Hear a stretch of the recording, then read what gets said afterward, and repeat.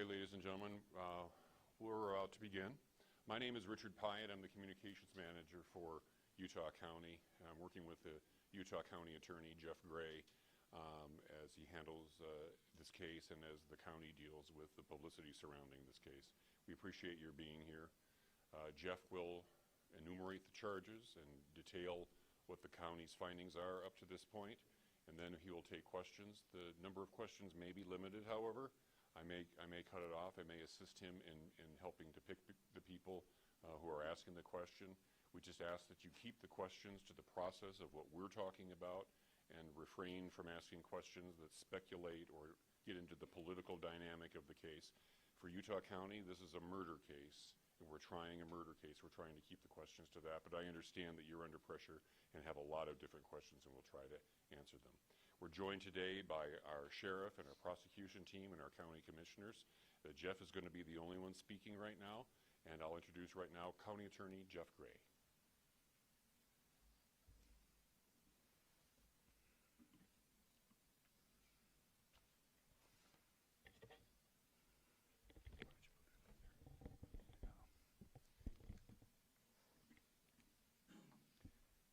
The murder of Charlie Kirk is an American tragedy. Charlie Kirk was murdered while engaging in one of our most sacred and cherished American rights, the bedrock of our democratic republic, the free exchange of ideas in a search for truth, understanding, and a more perfect union. It is also an offense against the state and to the peace and enjoyment of the people of Utah and of all those who visit here.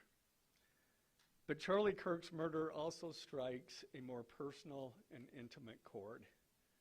Charlie Kirk was first and foremost a husband and a father to two beautiful young children. He was a son, he was a brother, and a friend.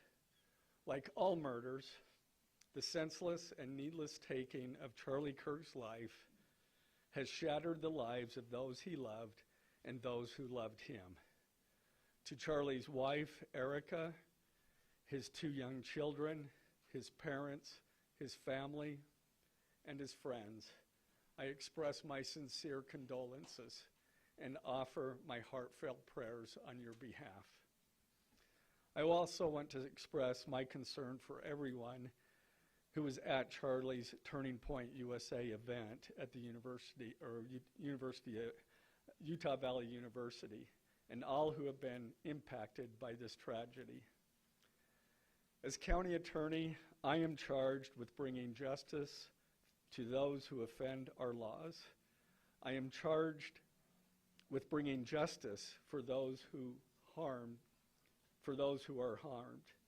I am charged with bringing justice for Charlie Kirk. I am committed to these aims. I take this responsibility seriously. Today, after reviewing the evidence that law enforcement has collected thus far, I am filing a criminal information charging Tyler James Robinson, age 22, with the following crimes. Count 1, aggravated murder, a capital offense for intentionally or knowingly causing the death of Charlie Kirk under circumstances that created a great risk of death to others. Count 2, felony discharge of a firearm causing serious bodily injury, a first-degree felony.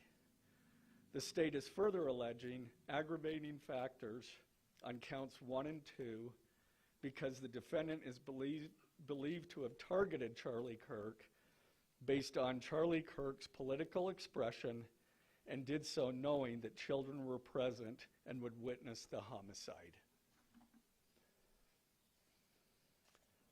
The state is also charging defendant with count 3, obstruction of justice, a second-degree felony for moving and concealing the rifle used in the shooting.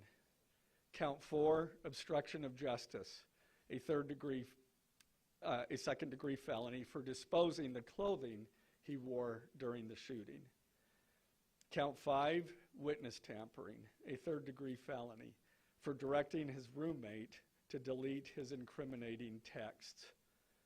Count 6, witness tampering, a third-degree felony, for directing his roommate to stay silent if police questioned him. And count 7, commission of a violent offense in the presence of a child, a Class A misdemeanor, for committing homicide knowing that children were present and may have seen or heard the murder and did so based on Charlie Kirk's political expression. Also, following the press conference, I am filing a notice of intent to seek the death penalty. I do not take this decision lightly, and it is a decision I have made independently as county attorney, based solely on the available evidence and circumstances and nature of the crime. Because we are seeking the death penalty, the defendant will continue to be held without bail in the Utah County Jail. Turning to the 10-page information, these are the allegations. On September 10th, 2025, at approximately 12:23 p.m., Charlie Kirk was shot and killed while speaking to a large crowd on the campus of Utah Valley University in Orem, Utah. Police found the suspected murder weapon, a bolt-action .30-06 rifle, nearby.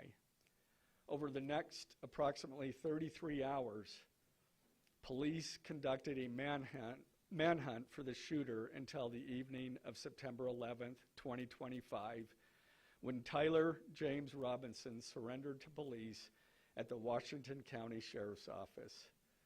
DNA consistent with Robinson was found on the rifle's trigger. After shooting Mr. Kirk, Robinson hid the gun, discarded the clothing he wore when he fired the rifle, and told his roommate to delete incriminating text messages and not talk to police. Children were present at the time of the shooting. The shooting.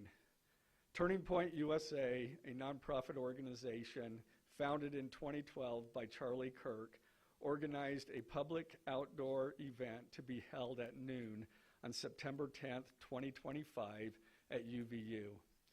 The event was the first in a series of similar events to be held at college campuses nationwide. Mr. Kirk is a well-known conservative activist, famous for these type of events, where he discusses various political issues and debates with audience members.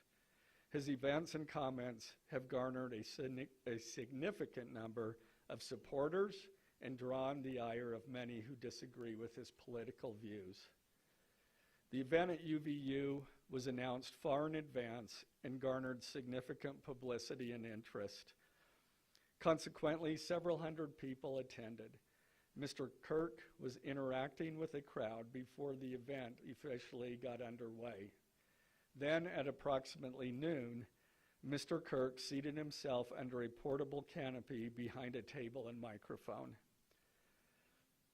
He began speaking to the crowd and fielding questions from attendees, a format Mr. Kirk commonly used at his events. Mr. Kirk allowed his questioners to approach a microphone positioned directly in front of him. Mr. Kirk's team members were very close to him on his right and left, as well as some behind his canopy and others at various close locations near him. The large crowd surrounded Mr. Kirk on three sides. Temporary metal fencing separated attendees from Mr. Kirk by only a matter of feet. Directly above and behind Mr. Kirk was the UVU Hall of Flags, an indoor walkway spanning several hundred feet with floor-to-ceiling glass windows which overlooked the plaza where Mr. Kirk was seated. People were in the walkway at the time of the shooting. Approximately 15 minutes into the event, Mr. Kirk was answering a question about mass shootings by transgender individuals when a gunshot rang out. The bullet struck Mr. Kirk in the neck. He slumped to the ground almost immediately. The bullet's trajectory passed closely to several other individuals beside Mr. Kirk, including the questioner who was standing directly in front of Mr. Kirk. Children were visible near Mr. Kirk's stage when he was shot. Mr. Kirk was rushed to a nearby hospital where he was declared deceased. The medical examiner's report is still pending. So UVU surveillance. So at the moment of the shot, a UVU police officer was watching the crowd from an elevated vantage point. As soon as he heard the shot, he began to scan the area for threats. Believing the shot came from a rifle because of its sound, he looked for potential sniper positions. He noted a roof area approximately 160 yards away from Mr. Kirk as a potential shooting position and rushed there to look for evidence. The suspected shooting position is adjacent to an open, publicly accessible walkway. To access the suspected location, a person must climb over a railing and then drop to the roof only slightly below. The UV officer climbed over the railing and down onto the roof. He then walked to the suspected shooting position and confirmed a clear shooting corridor between the position and Mr. Kirk's seat. He also noticed markings in the gravel rooftop, consistent with a sniper having lain on the roof, impressions in the gravel potentially left by the elbows, knees, and feet of a person in a prone shooting position. Police reviewed surveillance from the camera covering the roof and discovered that it recorded an individual dressed in dark clothing cross the railing from the public walkway and drop onto the roof at approximately 12:15 p.m. Although the individual moved out of the camera's view for a short time, the camera again captured the individual running across the roof and then low crawling to the area the UVU officer recognized as where the suspected sniper had dropped into a prone shooting position. After a short time, which matches the known time of the shot, the individual arose and ran across the roof to the northeast. This discovery led to an intensive review of UVU surveillance recordings to attempt to track and identify the suspect. Surveillance revealed the following. At approximately 11:51 a.m., the suspect entered campus from the north. He is seen wearing a black shirt with an American flag in the center, a dark baseball cap, and large sunglasses. Throughout the surveillance, the suspect keeps his head down and rarely raises his head enough to get a clear image of his face. As he proceeds across the campus, he is seen walking with an unusual gait. The suspect walks with very little bending in his right leg, consistent with a rifle being hidden in his pants. This unusual gait continues until the suspect is seen crossing the railway off the open walkway and onto the roof, where he leaves the camera's view. A camera later captures the suspect as he runs across the roof to the suspected shooting position. Immediately after the shot was fired, a camera captures the suspect running across the roof carrying an item whose shape is consistent with a rifle. The suspect is then seen climbing down from the roof. He appears to drop the item he was carrying as he hits the ground in a controlled fall. He then picks up the item and runs toward the northeast end of campus. Expanded crime scene investigation. Law enforcement officers followed the suspect's escape path to the northeast end of campus, where they believe the suspect left campus and entered a wooded area. In that wooded area, investigators found a bolt-action rifle wrapped in a towel. The rifle contained 1 spent round and 3 unspent rounds. This is consistent with the facts officers observed at the time of and immediately after the shootings. No shell casings were found on the roof, suggesting a bolt action rather than an auto-loading weapon, and only a single round was fired. Each round in the rifle contained an etched inscription as follows. The fired cartridge was etched, "No Tice's bulge, OWO, what's this?" The second cartridge that was again not spent, the last three were not spent, were not fired. The second, "Hey fascist, catch," with arrow symbols. The third cartridge, "Oh Bella Ciao, Bella Ciao, Bella Ciao, Ciao Ciao." The fourth cartridge, "If you read this, you are gay, LMAO." The rifle, ammunition rounds, and towel were sent for forensic processing. DNA consistent with defendant was found on the trigger, other parts of the rifle, the fired cartridge casing, 2 of the 3 unfired cartridges, and the towel. Law enforcement was unable to immediately locate the shooter, so they published photos of the shooter from the UVU surveillance cameras and asked for the public's help to identify him. Meanwhile, law enforcement continued to try to identify the shooter through other means. The Washington County investigation. On the evening of September 11th, 2025, as law enforcement continued their investigation, Tyler James Robinson went to the Washington County Sheriff's Office with his parents and a family friend to turn himself in.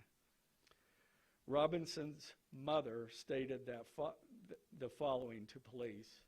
On September 11th, 2025, the day after the shooting, Robinson's mother saw the photo of the shooter in the news and thought the shooter looked like her son. Robinson's mother called her son and asked him where he was. He said he was at home sick and that he had also been at homesick on September 10th.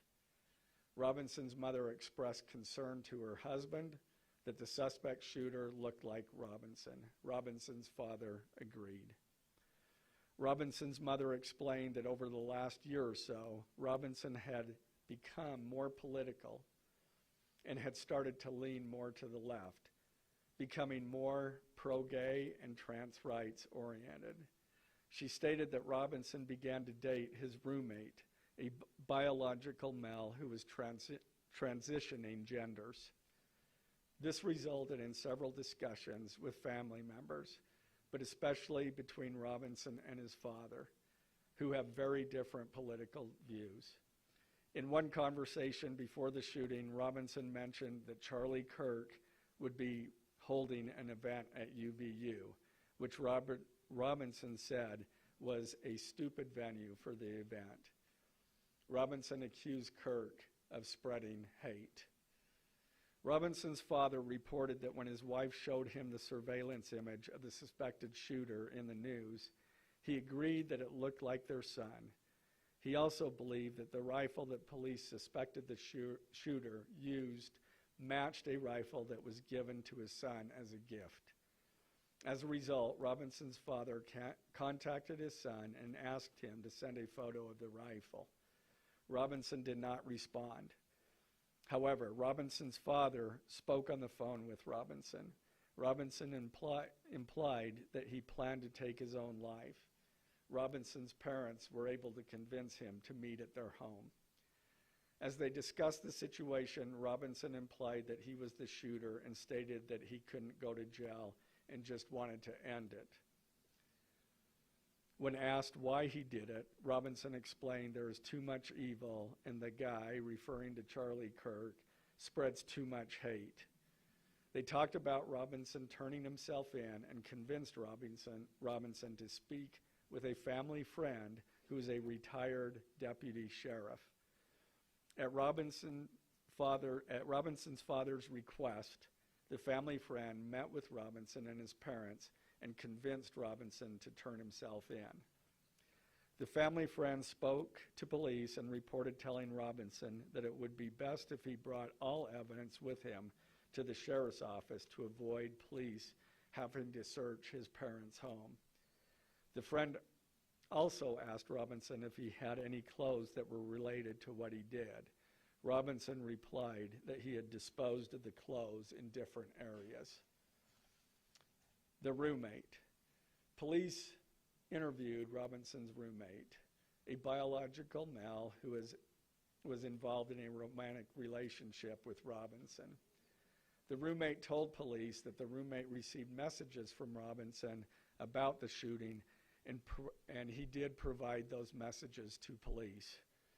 On September 10th, 2025, the roommate received a text message from Robinson which said, "Drop what you're doing. Look under my keyboard."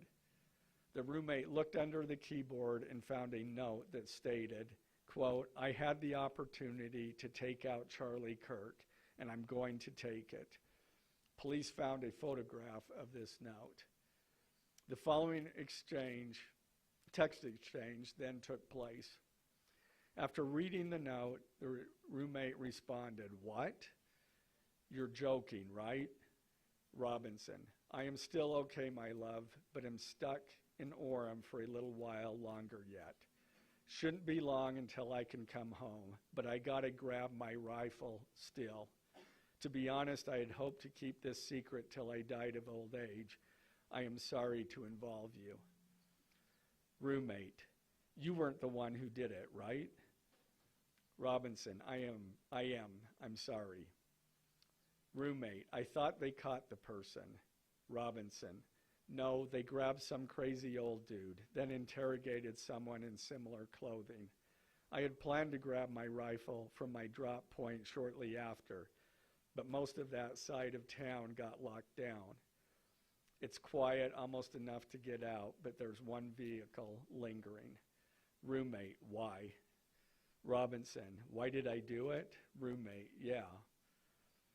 Robinson, "I had enough of his hatred. Some hate can't be negotiated out. If I am able to grab my rifle unseen, I will have left no evidence. Going to attempt to retrieve it again. Hopefully they have moved on. I haven't seen anything about them finding it." Roommate, "How long have you been planning this?" Robinson, "A bit over a week, I believe. I can get close to it, but there is a squad car parked right by it. I think they already swept that spot, but I don't want to chance it."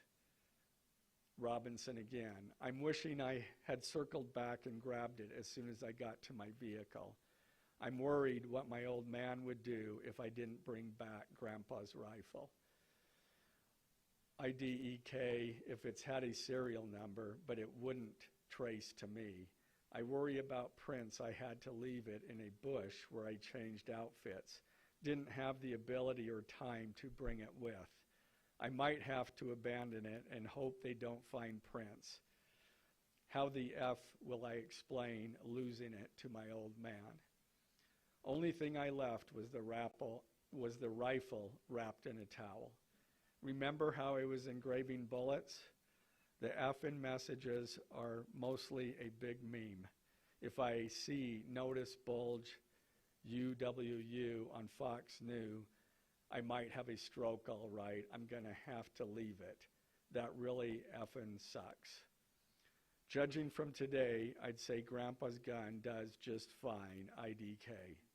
I think that was a $2K scope. Wink, wink. Robinson again, delete this exchange. Again, Robinson, my dad wants photos of the rifle. He says Grandpa wants to know who has what. The feds released a photo of the rifle, and it is very unique. He's calling me, RN, not answering. Robinson, since Trump got into office, my dad has been pretty diehard MAGA. Robinson, I'm going to turn myself in willingly. One of my neighbors here is a deputy for the sheriff. Again, you are all I worry about, love. That came from Robinson. Roommate, I'm much more worried about you. Robinson, don't talk to the media, please. Don't take any interviews or make any comments. If any police ask you questions, ask for a lawyer and stay silent. The search for Robinson's residence. Police executed a search warrant on Robinson's residence. During that search, police discovered a shell casing with etchings like the etchings found on the shells in the rifle near UVU. Police also found several target boards with bullet holes in Robinson's home. Now, as I stated in the beginning when I read those allegations, these are allegations. And like the evidence set forth in this statement, those allegations, what you've heard from the media, even from state and federal officials, has not been tested in the crucible of a jury trial. I understand the public's desire to know the facts. My own family members have pressed me for information. Why are we reluctant to share the details of the investigation itself and comment on the case? Because I want to ensure a fair and impartial trial. I became a prosecutor because of my love for the ideals of this great country and the principles embedded in our Constitution. The free exchange of ideas and opinions is critical to this great American experiment, but so too are the protections afforded to the accused found in the Fifth and Sixth Amendments. The right against self-incrimination, the right to a speedy and public trial, the right to the effective assistance of counsel, the right to confront one's accusers, and the right to compel the attendance of witnesses. And perhaps most importantly, under our Constitution, the accused is presumed innocent until we, the state, prove to an impartial jury of defendant's peers his guilt beyond a reasonable doubt. That jury cannot rely on our allegations, on what they hear in the news, or on what they hear from a public official. The jury is the sole trier of fact, and they will ultimately determine those facts based on evidence a trial judge has determined is admissible. Again, as prosecutors, we bear the burden to prove guilt beyond a reasonable doubt. But make no mistake, we welcome this burden. I'd like to now introduce my trial team who will be charged with prosecuting the case. This is a veteran and expert team of some of the state's best trial attorneys. Chad Grunander, who is one of my two chief deputies, Ryan McBride and David Sturgill on the far right there. And those two were very much involved in preparing search warrants, did a phenomenal job, worked day and night to see that accomplished well after Robinson was taken into custody. Also, Lauren Hunt, she is one of our special victims prosecutors, and Chris Ballard, my second chief deputy, who will be handling motions. I'm going to explain just the procedural steps. We're not a grand jury. We don't have a grand jury system like the federal courts do. It's a preliminary hearing system. So the arrest and filing of the criminal information are merely the first steps in the criminal justice process. Today at 3 p.m., the defendant will appear before a judge in the Utah 4th District Court for his first appearance to be informed of these charges and to ensure that he has an attorney to represent him. The hearing will be brief. The judge will conduct that first appearance virtually via WebEx. This is not unusual. In the 4th District, all felony first appearances for defendants who are in custody are held virtually. A link to that hearing is available for media on the Utah State Courts X account at Utah State Courts. Now, following defendant's first appearance, he will be entitled to a preliminary hearing. At that hearing, the state will be required to show probable cause that defendant committed the crimes. The purpose of the preliminary hearing is not to determine guilt, but simply to assure the court that the prosecution has enough evidence to proceed to trial. If a judge finds probable cause and binds the case over for trial, an arraignment hearing will be held. At that hearing, a judge will again inform defendant of the charges against him and require him to enter a plea to each charge. The next step following the arraignment is an opportunity for the parties to file any relevant motions and then ultimately the trial itself. This case has generated a tremendous amount of interest across our nation and even the world. The public's desire for information is understandable, but it bears reiterating that this case will be tried in a court of law consistent with our Constitution, not the court of public opinion. Thus, we will only discuss the case with the press occasionally. It will not be a day-to-day or even week-to-week occurrence, but we will only do so in a manner as not to jeopardize the fair trial process. Before I conclude, I want to express my appreciation for the tireless work of our local, state, and federal law enforcement officers.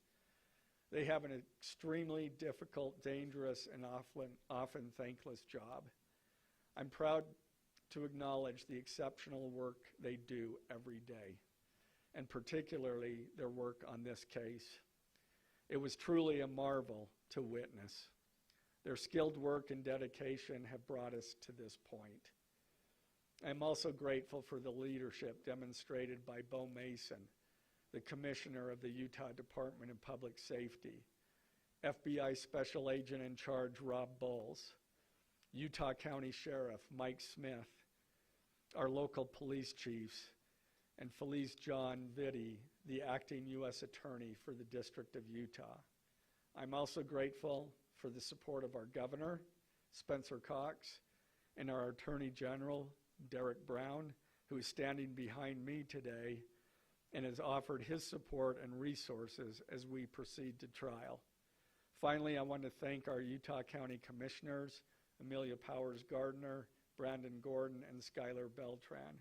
They too have pledged to assist with the resources needed to successfully prosecute this case. I will now take a few questions. For questions, ladies and gentlemen, just really fast, if you could identify yourself and what organization. Yeah, thank you. Okay.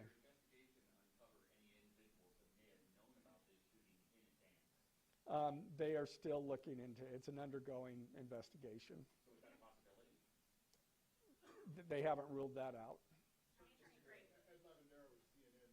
The text message that you exchanged with your roommate, can you kind of give us a sense of, did that happen over several hours? Did it happen? I don't have that information. Emily Anderson, Stars and Solid Tribune. I know, acknowledging that you made this decision to pursue the death penalty independently, did you hear it all from the Trump administration or Governor Cox's administration as you were working on these charges?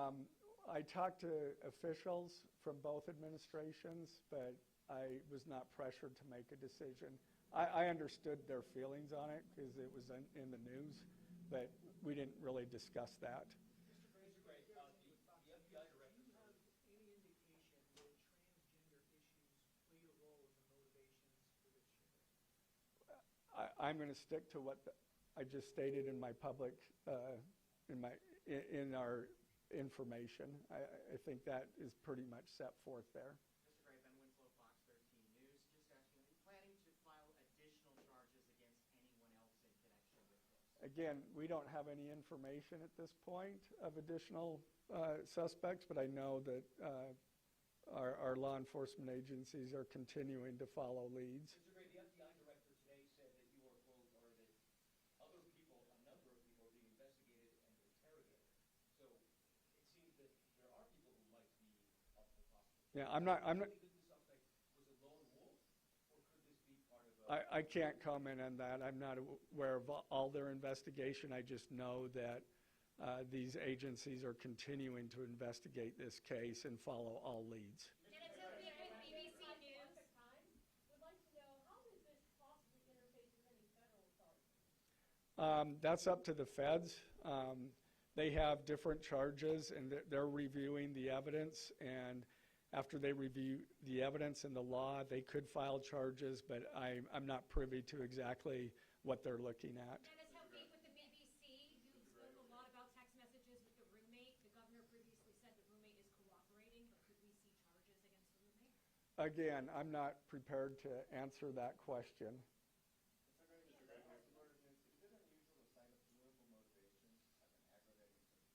It's part of our code, and so we charge that.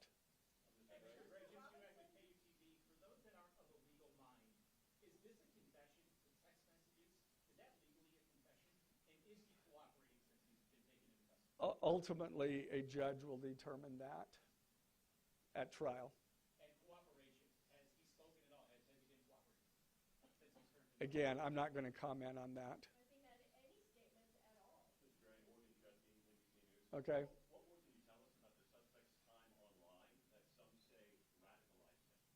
I am not aware of that information. It's, again, still under investigation. And has he expressed any remorse so far about this attack? I am not going to comment on that. Is he continuing to not cooperate? I am not going to comment on that. Mr. Gray, the FBI director has been way out in front in terms of presenting evidence to the public. Your team has been very circumspect, very measured in what they bring out. Does that hamper your investigation and your ability to do this? Well, as attorneys, we typically like to control that information to preserve an impartial jury and a fair trial. So has it made a determination? Excuse me? I don't have that information. Can you tell us more about what the family may have said in interviews? Um, His mother? What the family said is what I provided. Mr. Gray, do you anticipate that the defense will try to get this trial moved out of Utah County, and how will you respond to that? That from where?